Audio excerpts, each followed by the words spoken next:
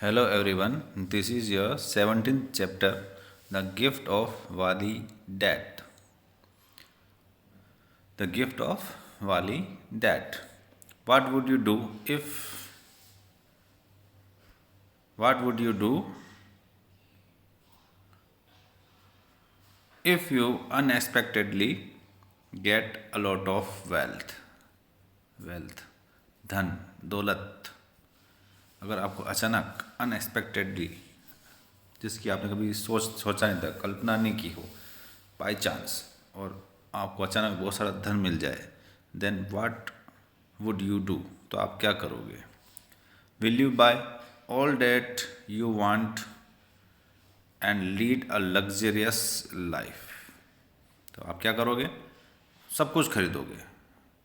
You will buy all that you want, जो कुछ भी आप चाहते हैं वो सब हम क्या करेंगे? खरीदेंगे. And lead a luxurious life, और एक अच्छी आरामदायक ऐशो आराम की ज़िंदगी जीना पसंद करेंगे.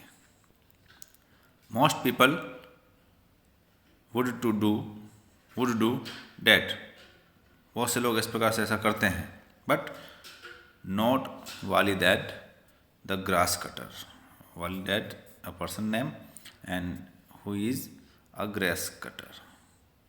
घास काटने वाला एक पर्सन है, किसान है, फार्मर भी उसको हम कह सकते हैं.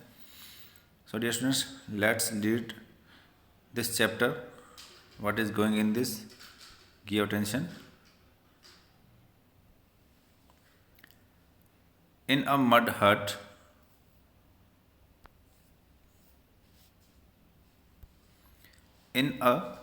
hut, far from town. Mud hut means मिट्टी से बनी हुई, मिट्टी घास फूस से बनी हुई हट. फार फ्रॉम टाउन, जो कि गांव से थोड़ी सी दूर थी. Lived an old grass cutter named Wali Dad, जिसका नाम था Wali dad.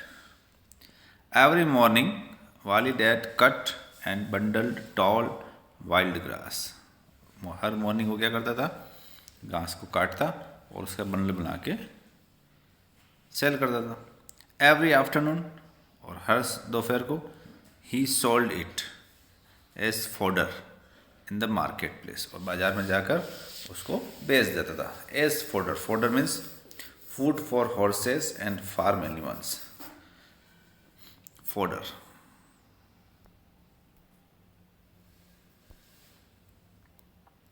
Each day he earn 30 पैसे, और रोजाना उसको 30 पैसे मिलते थे. 10 of the small coins went for food. 10 coins के पैसे से वो भोजन पानी की व्यवस्था करता था अपने. 10 वेंट फॉर क्लॉथ्स, और 10 कपड़े वगैरह के लिए. एंड अदर नीड्स, और जो भी कोई दूसरी आवश्यक होती है उन सब चीज़ों के लिए वो 10 पैसे खर्च करता था. And 10 he saved in a clay pot. एक मिट्टी का पॉट बना हुआ था, उसके अंदर वो सेव करता. अंडर हिज बेड, अपने बेड के नीचे उसको उस मिट्टी का जो पॉट है उसके अंदर रोजाना वो सेव करता था.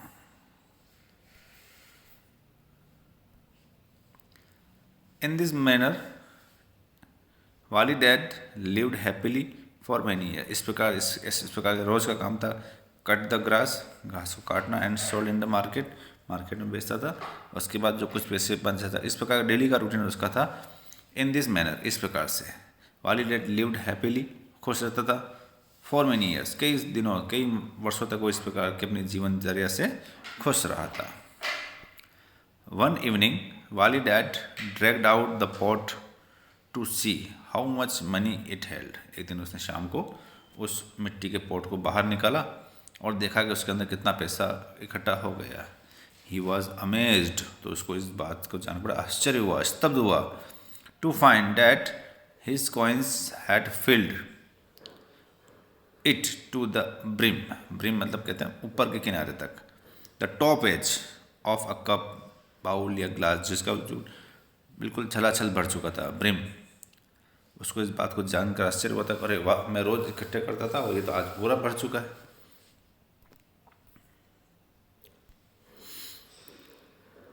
वाट, वाली डैड सोचता है टू हिमसेल्फ, अपने आप से, what am I to do with all this money, अब मैं क्या करूँ, इतना सारा पैसा इकट्ठा हो गया तो मैं इस पैसे का अब क्या करूँ।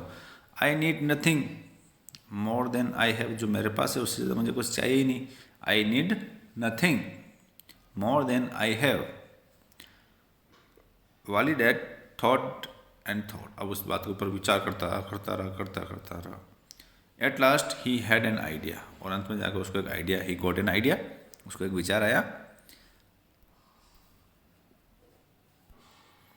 The next day Wali Dad loaded the money into a sack and carried it to a jeweler in the market place। एक बैग के अंदर उन सारे पैसों को, उसने कॉइन को, जितने भी कॉइन्स थे उनको इकट्ठे किए, एंड कैरिड इट, उनको कहाँ ले गया, टू अ ज्वेलर, एक ज्वेलर की शॉप के ऊपर, इन the market place.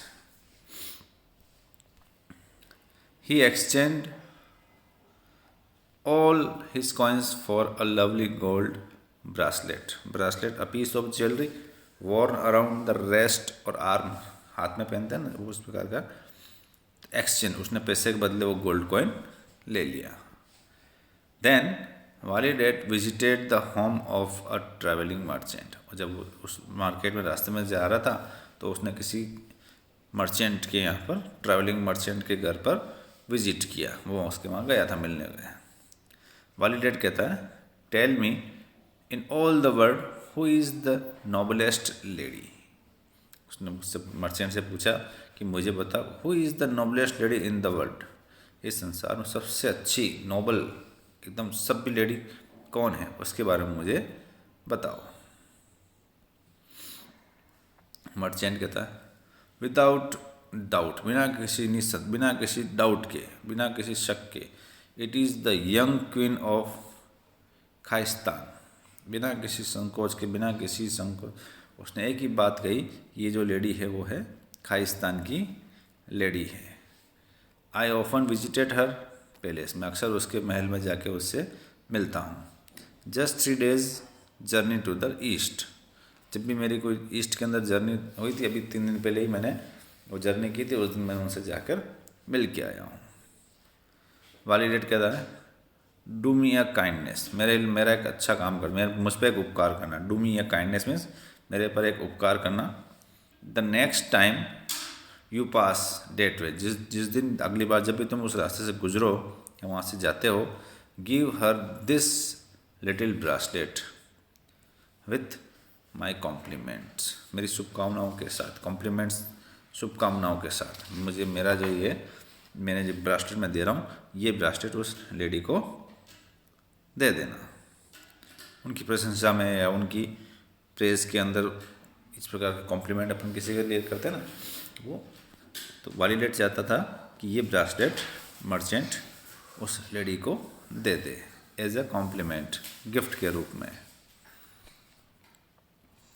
The merchant was एस्टोनिज्ड, वो बड़ा आश्चर्य में पड़ गया था, अचंभित हो गया था।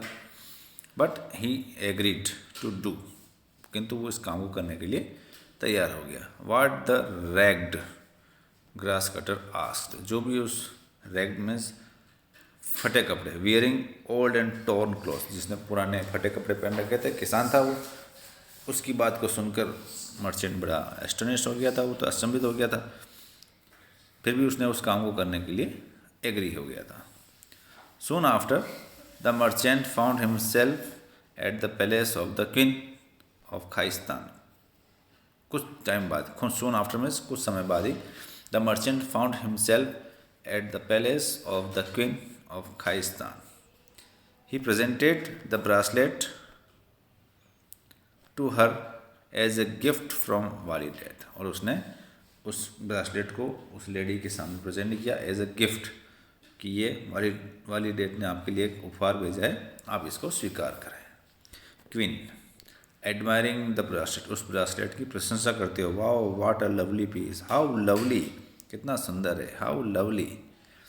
Your friend must accept a gift in return, अब वाली डैड ने कोई गिफ्ट भेजा है, तब उसके बदले में उसको भी कुछ ना कुछ गिफ्ट मिलना चाहिए, तो your friend must accept a gift in return, तो उसको भी कुछ ना कुछ गिफ्ट रिटर्न में मिलना चाहिए।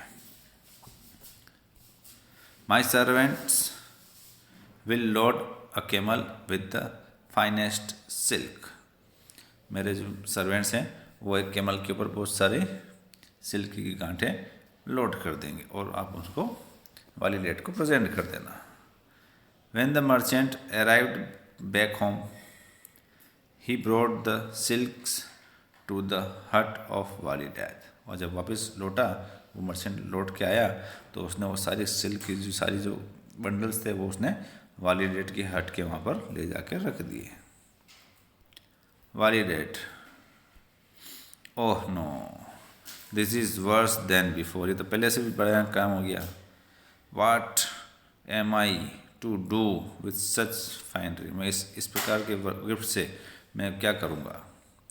Perhaps you could give it to some else, शायद तुम्हें इस मर्चेंट कहता है perhaps you could give it to someone else, तुम्हें इसे और किसी और को दे देना चाहिए कि तुम्हें किसी ने गिफ्ट दिया तुम ये गिफ्ट किसी और को दे दो।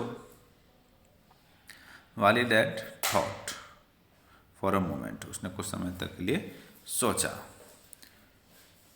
Wali Dad tell me in all the world who is the noblest man, फिर उसने क्वेश्चन कर लिया मर्चेंट से कि मुझे बताओ कि इस संसार में सबसे अच्छा आदमी कौन है, noblest man.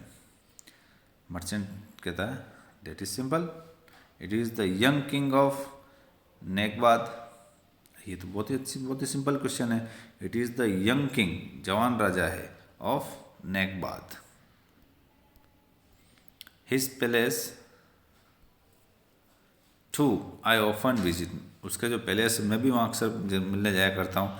Just 3 days journey to the west, वो ईस्ट में था। पहले वाला जो पैलेस जो रानी थी उसका तो ईस्ट में था और यहाँ पर ये वेस्ट के अंदर है। Wali Dad then do me another kindness, तो मेरा एक उपकार और मेरे लिए एक उपकार मेरे लिए और कर दो।